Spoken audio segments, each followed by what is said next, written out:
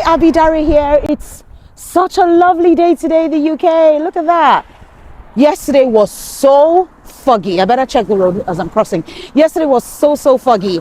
But today the weather is nice and I thought I should record a typical day in my life.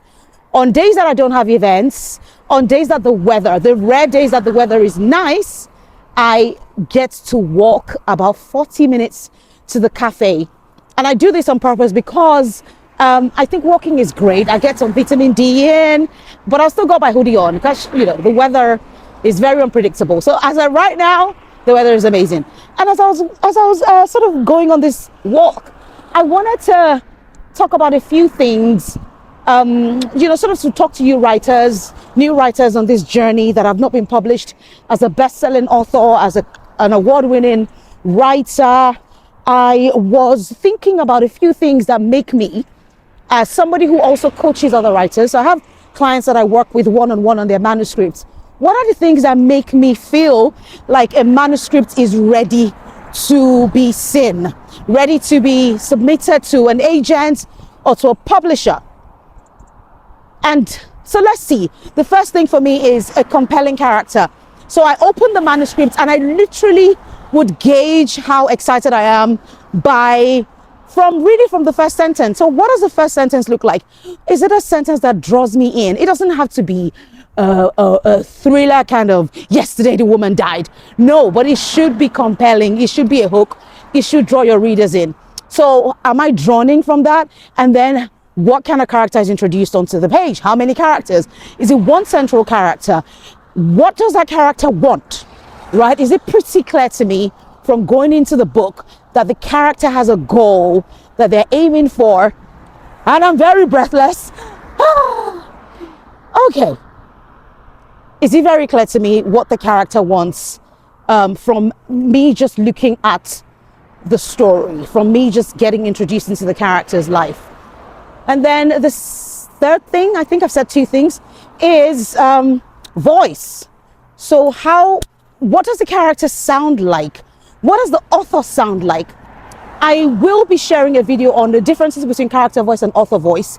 But is this an assured, confident voice? Is this the voice of a character that speaks a certain way, that is funny? Humor is such a huge part of writing. For me particularly, it doesn't matter what you're writing about. If you're at least able to make me as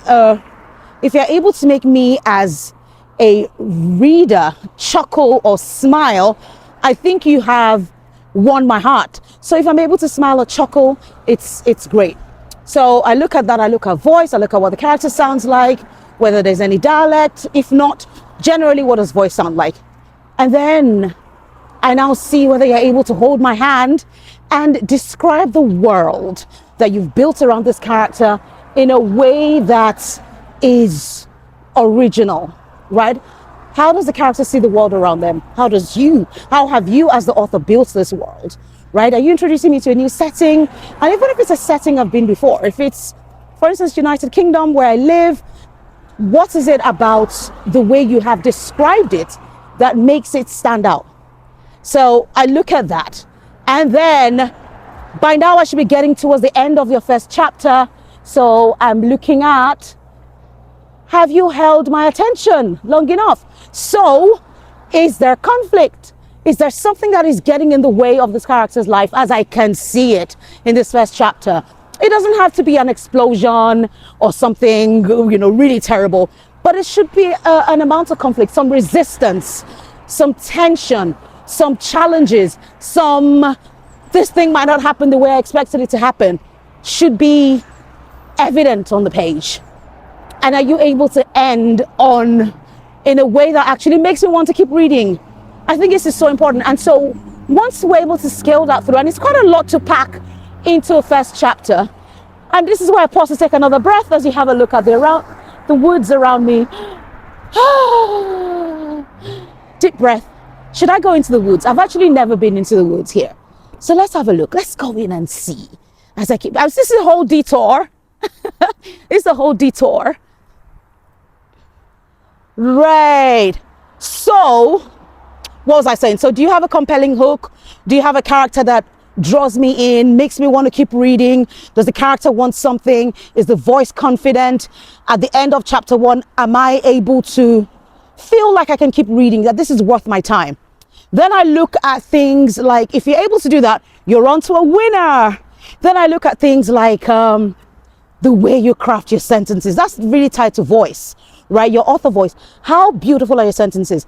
You know, to be honest, if you're writing a very, very compelling novel, many times people don't really pause to think and appreciate the beauty of your sentences. So I would say that should you really worry about beauty of sentences? Absolutely, yes. I think it's important.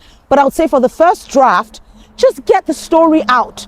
Get the story out, put it out on the page, feel that sense of profound accomplishment, like you've been able to do this.